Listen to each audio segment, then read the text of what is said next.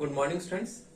हम पिछली कक्षा में बीए सेकेंड ईयर में चीन का संविधान पढ़ रहे थे और चीन के संविधान में हमने वहां पर पढ़ा था कि किस प्रकार चीन के राष्ट्रपति की शक्तियां और कार्य हमने लास्ट क्लास में पढ़ी थी कि चीन के राष्ट्रपति जो है सिद्धांत तरह संविधान ने उसे शक्तियां प्रदान की हैं, लेकिन व्यवहार में हम देखते हैं कि उसकी शक्तियों का प्रयोग वह राष्ट्रीय जन कांग्रेस और इसकी स्थायी समिति के द्वारा करता है।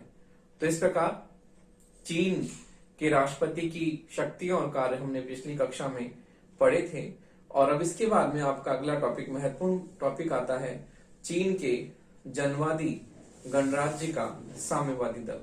तो देखिए अगला टॉपिक है आपका चीन के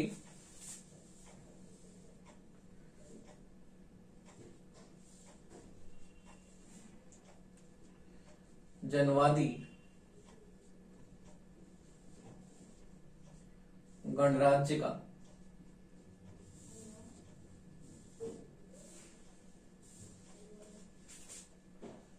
साम्यवादी दल।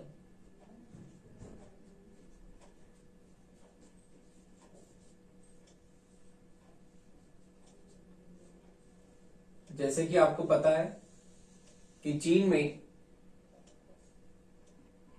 एक दलीय व्यवस्था है और एक दलीय व्यवस्था होने के कारण चीन में जो साम्यवादी दल है वो उसकी प्रभुत्व हमें देखने को मिलती है कि वर्तमान में चीन में साम्यवादी दल की प्रधानता है और एक दलीय व्यवस्था चीन में है। तो इस कारण से हम देखते हैं कि चीन में साम्यवादी दल ही एकमात्र दल है जिसके हाथों में शासन सत्ता है और वहां पर साम्यवादी दल ही पूरी शासन व्यवस्था को नियंत्रित और निर्देशित करता है। हमने देखा राष्ट्रपति की शक्तियों में कि राष्ट्रपति अपनी व्यवहारिक शक्तियों का प्रयोग जो है राष्ट्रीय जन कांग्रेस और इसकी स्थायी समिति के द्वारा करता है।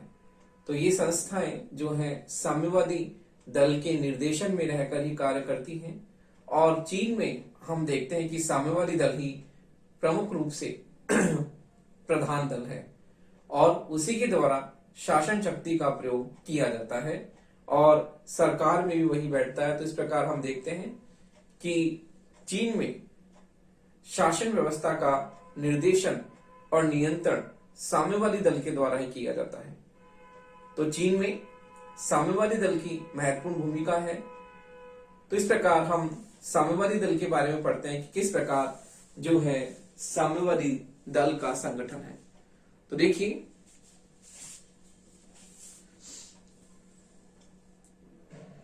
चीन में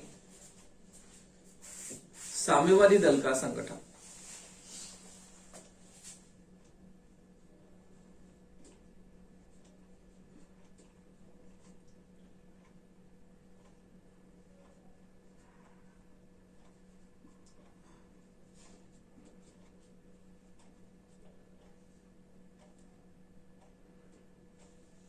तो देखिए साम्यवादी दल का संगठन में हम संरचना देखते हैं किस प्रकार से है इसकी। चीन में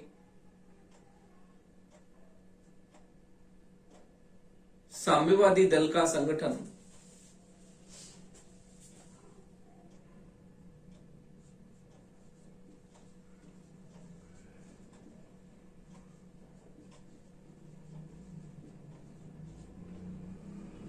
दल का संगठन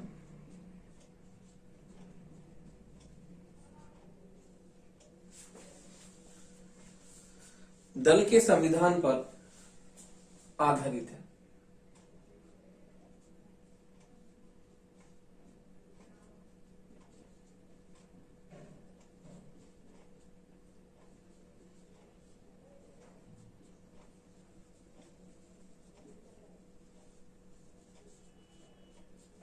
आधारित है। उल्लेखनीय है कि चीन में साम्यवादी क्रांति के बाद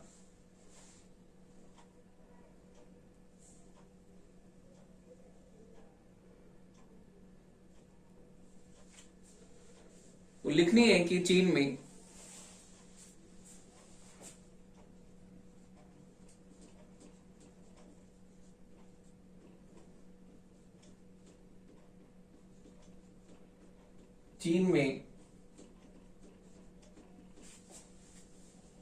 साम्यवादी क्रांति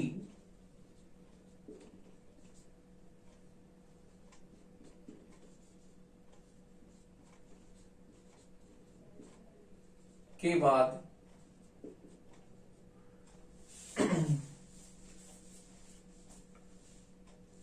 देश की राजनीतिक स्थिति के अनुसार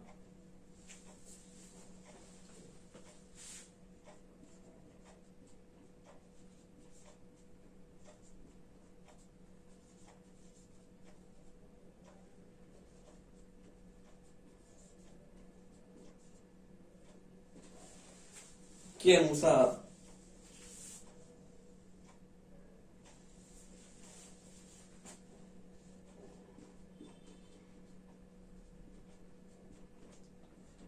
साम्यवादी दल ने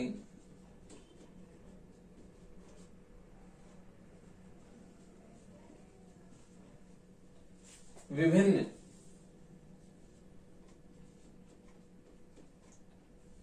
दलीय संविधानों की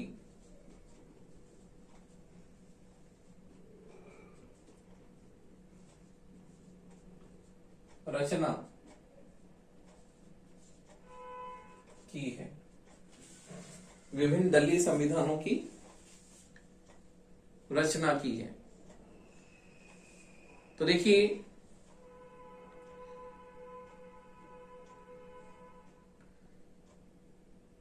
इस क्रम में पिछले संविधानों के बाद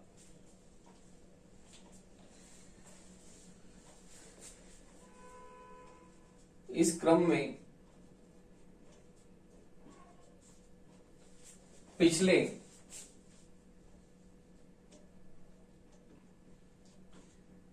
तीन दलीय संविधानों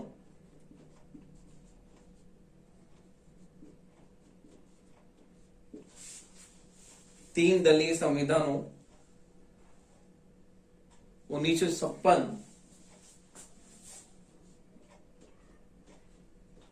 1969 और 1977, 56, 69 और 77 के बाद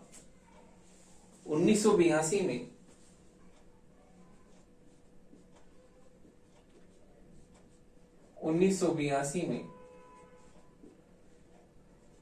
दल ने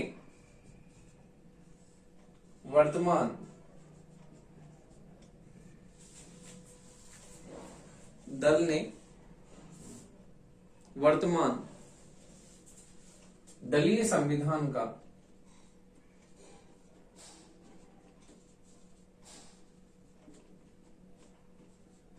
निर्माण किया है।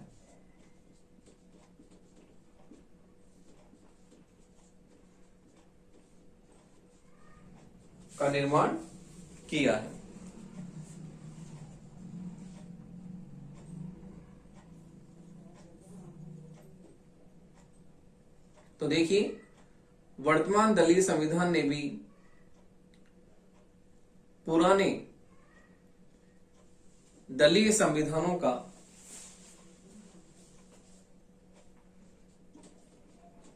वर्तमान दलीय संविधानों ने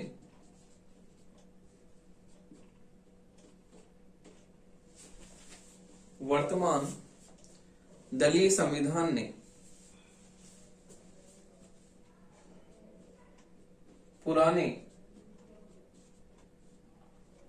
दलीय संविधानों का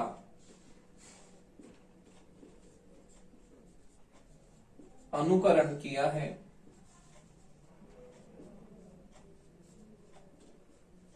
इस संदर्भ में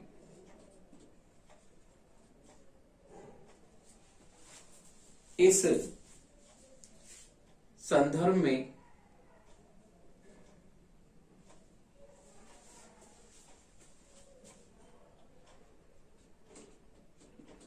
प्रमुख विशेषताएं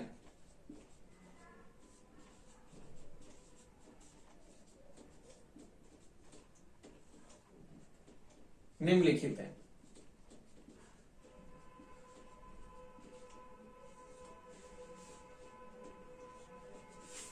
तो देखिए, साम्यवादी दल का संगठन दल के संविधान पर आधारित है।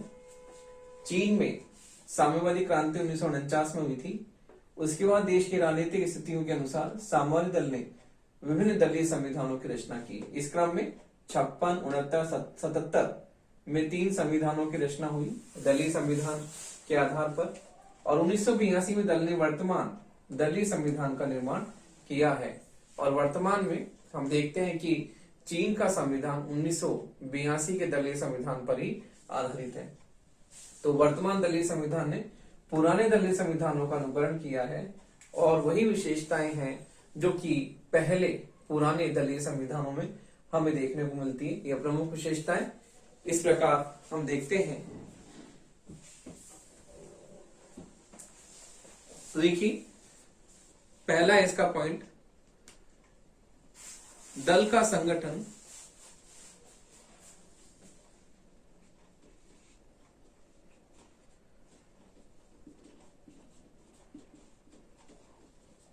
पिरामिड के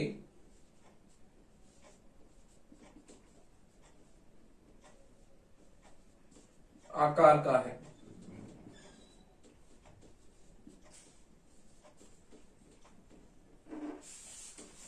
दल का संगठन पिरामिड के आकार का है तथा उसका संचालन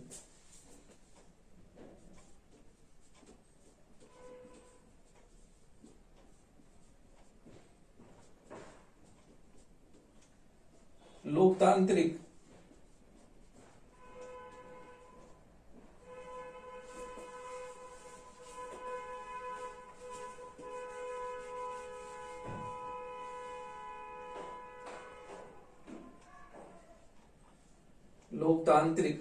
केंद्रवाद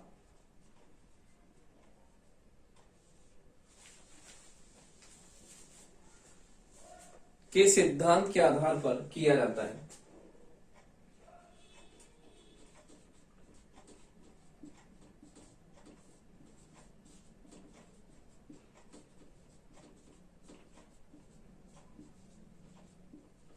किया जाता है।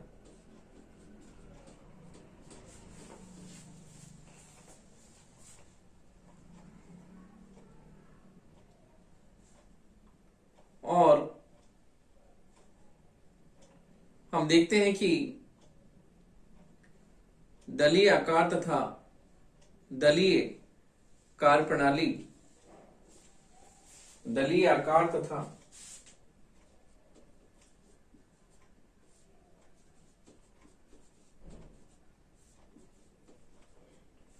दलीय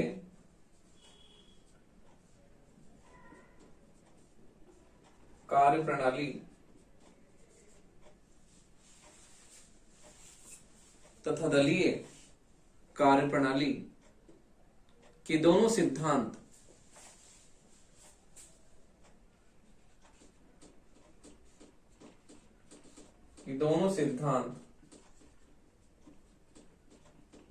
दल को एकता प्रदान करते हैं।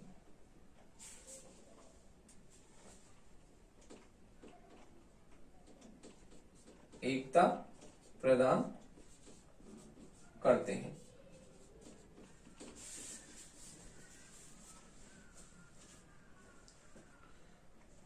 और दल के संचालन में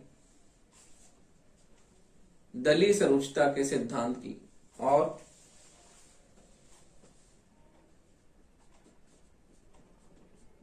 दल के संचालन में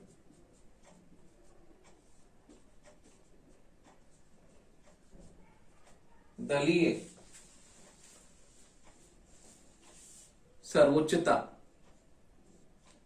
के सिद्धांत की स्थापना करते हैं। दलीय सर्वोच्चता के सिद्धांत की स्थापना करते हैं।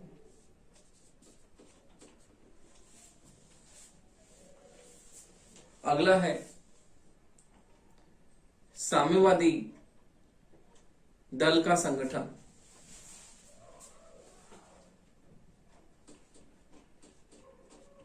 साम्यवादी दल का संगठन मुख्यतः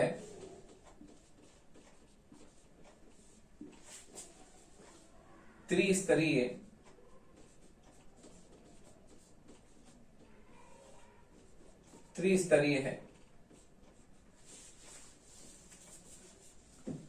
त्रिस्तरीय है। पहला है प्रारंभिक दलीय संगठन,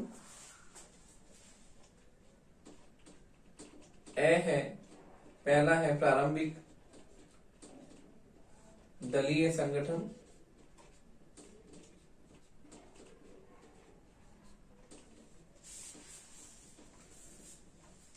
दूसरा है स्थानीय दलीय संगठन।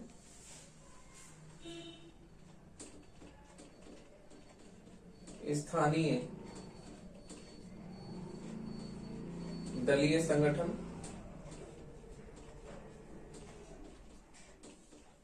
तीसरा है राष्ट्रीय स्तर पर दलीय संगठन। तो देखिए हम इसकी मुख्य विशेषता देखते हैं कि दल का संगठन पिरामिड के आकार का है तथा उसका संचालन लोकतांत्रिक केंद्रवाद के सिद्धांत के आधार पर किया जाता है। लोकतांत्रिक केंद्रवाद का मतलब दल की अधिनायकवाद वाली स्थिति हमें वहां देखने को मिलती है, लेकिन लोकतांत्रिक प्रणाली पर ही हम दलीय अधिनायकवाद की स्थिति हम देखते थे, इसलिए वहां पर लोकतांत्रिक केंद्रवाद हमें दिखाई देता है। फिर है दलीय आकार तथा दलीय कार्यप्रणाली के दोनों सिद्धांत दल को एकता प्रदान करते हैं और दल के संचालन में दलीय सर्वोच्चता के सिद्धांत की स्थापना करते हैं। तो इस प्रकार हम देखते हैं कि चीन में दलीय अनुशासन, दलीय सर्वोच्चता सबसे प्रमुख है और दलीय सर्वोच्चता का सिद्धांत हमें वहां देखने को मिलता है कि साम्यवादी दल सर्वोच्च है और उसी के प्रभाव में राष्ट्रीय जन कांग्रेस और उसकी स्थायी समिति जो है महत्वपूर्ण कार्य करती है। तो हम देखते हैं कि चीन की प्रशासनिक व्यवस्था में साम्यवादी दल का जो है निर्देशन और नियंत्रण हमें महत्वपूर्ण रूप से दिखाई देता है कि चीन में साम्यवादी दल जो है संपूर्ण प्रशासनिक व्यवस्था में अपना नियंत्रण और निर्देशन रखता है और उसी के नियंत्रण और निर्देशन में राष्ट्रीय जन कांग्रेस और इसकी स्थायी समिति कार्य करती है। अगला है साम्यवादी दल का संगठन। तो साम्यवादी दल का संगठन 3 स्तर पे होता है, प्रारंभिक दलीय संगठन, स्थानीय दलीय संगठन और राष्ट्रीय स्तर पर दलीय संगठन। तो इस प्रकार से साम्यवादी दल का जो संगठन है त्रिस्तरीय पिरामिड आकृति के आधार पर होता है। तो हम देखते हैं कि इसमें संगठन का आधार कोशिका या सेल नामक दलीय इकाई होती है और शीर्ष पर राष्ट्रीय दल कांग्रेस नामक दलीय संगठन होता है। तो इस प्रकार से हम देखते हैं कि चीन में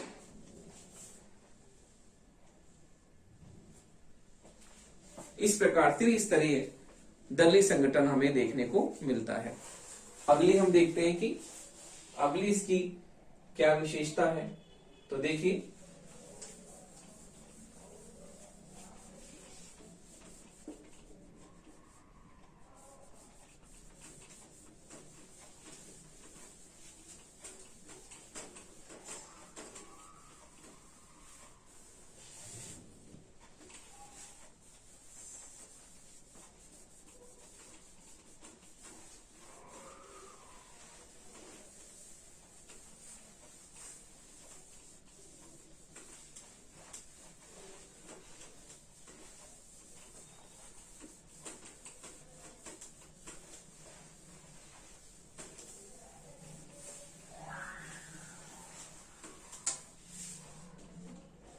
तो देखिए अगली विशेषता है कि चीन में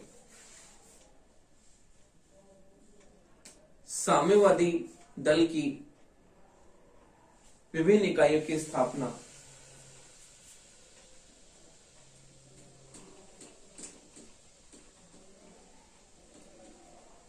चीन में साम्यवादी दल की विभिन्न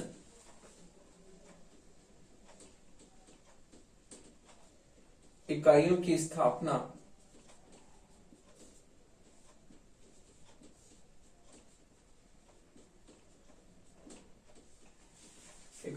स्थापना शासन की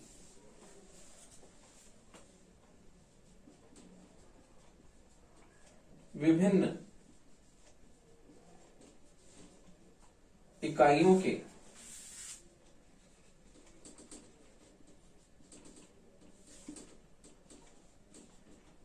समानांतर ही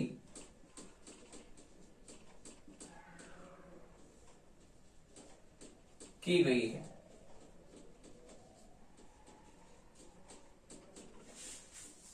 समानांतर ही की गई है, किंतु जहां शासन की इकाइयों को जन कांग्रेस कहा जाता है,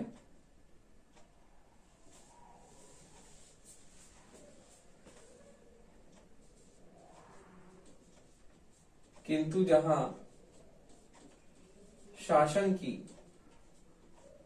इकाइयों को जन कांग्रेस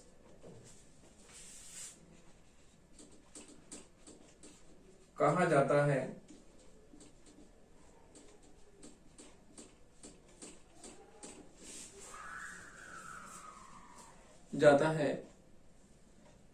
और इनकी कार्यकारिणी को परिषद कहा जाता है, और इनकी कार्यकारिणी को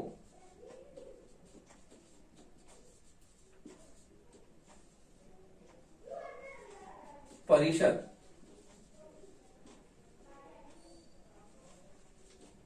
कहा जाता है।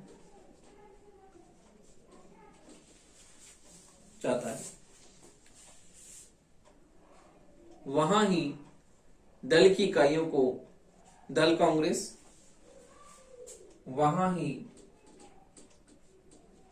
दल की इकाइयों को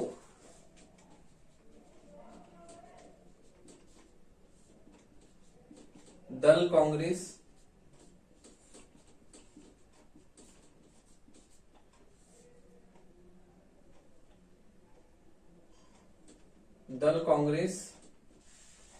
और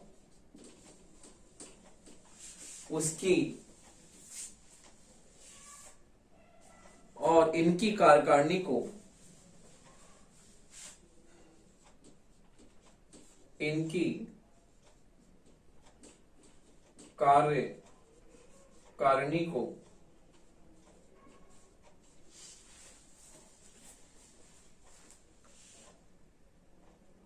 इनकी कार्यकारिणी को दल समिति कहा जाता है।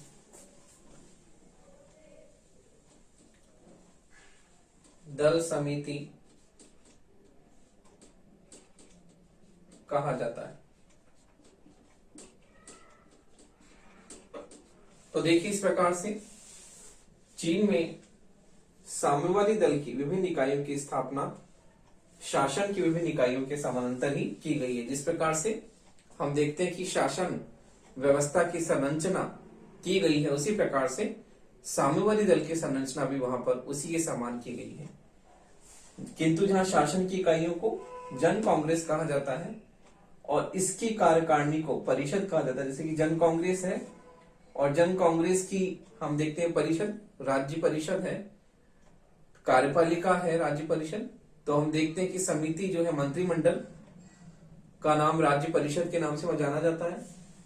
तो शासन की इकाइयों को जन कांग्रेस कहा जाता है और इनकी कार्यकारिणी को हम परिषद कहते हैं, राज्य परिषद कहा जाता है।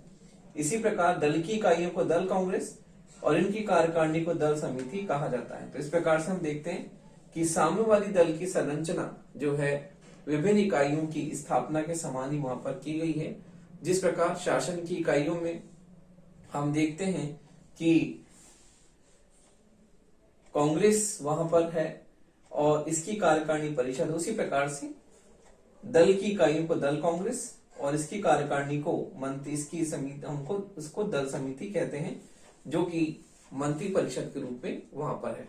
तो इस प्रकार हमने देखा कि साम्यवादी दल की विभिन्न जो विशेषताएं हमने देखी कि किस प्रकार चीन में साम्यवादी दल जो है बहुत ही महत्वपूर्ण है और संपूर्ण जो है प्रशासनिक व्यवस्था इसी के द्वारा वहां पर संचालित होती है। तो देखिए इस प्रकार हमने चीन में साम्यवादी दल का संगठन जो है समझा। अब हम देखते हैं कि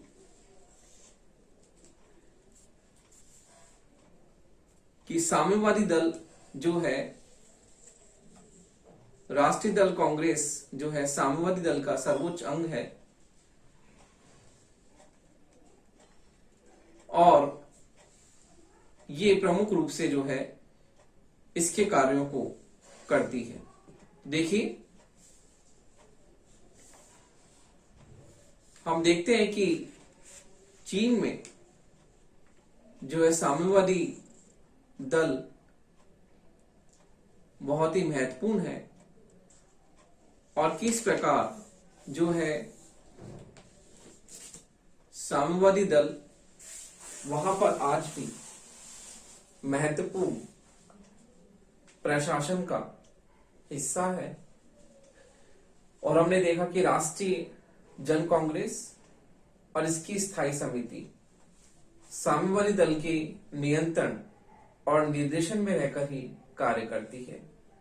तो इस प्रकार हम देखते हैं कि चीन में साम्यवादी दल की महत्वपूर्ण भूमिका है और वास्तव में इसी के निर्देशन और नियंत्रण में रहकर राष्ट्रीय जन कांग्रेस और इसकी स्थायी समिति महत्वपूर्ण कार्य करती है। तो देखिए इस प्रकार हम चीन में जो है साम्यवादी दल को महत्वपूर्ण रूप से मानते हैं और हम देखते हैं कि चीन में जो है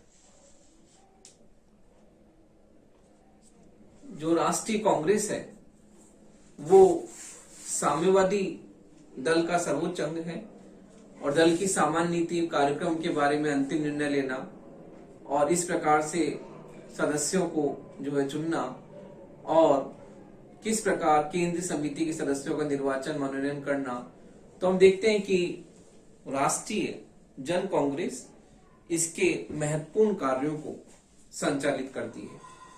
तो देखिए इस प्रकार चीन में हम देखते हैं कि साम्यवादी दल का संगठन और संरचना हमने अभी पढ़ी, किस प्रकार से वहां पर त्रिस्तरीय दलीय व्यवस्था है और उसमें हमने प्रमुख अंगों को अभी पढ़ा कि किस प्रकार से चीन में त्रिस्तरीय दलीय व्यवस्था एक प्रमुख विशेषता है वहां की साम्यवादी दल की।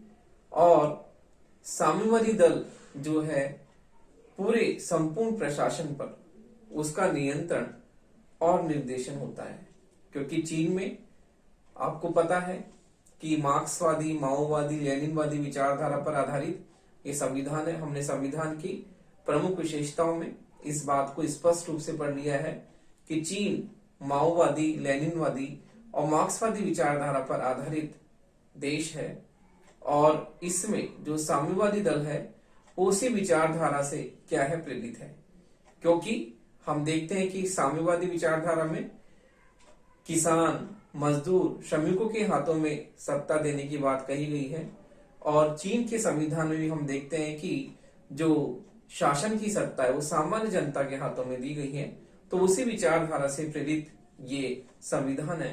तो इस प्रकार हम देखते हैं कि चीन में साम्यवादी दल जो है संपूर्ण प्रशासन पे अपनी केंद्रीय भूमिका रखता है और इस प्रकार जो है राष्ट्रीय जन कांग्रेस और उसकी स्थायी समिति भी साम्यवादी दल के नियंत्रण और निर्देशन में ही क्या है महत्वपूर्ण प्रशासनिक कार्यों का संचालन करती है।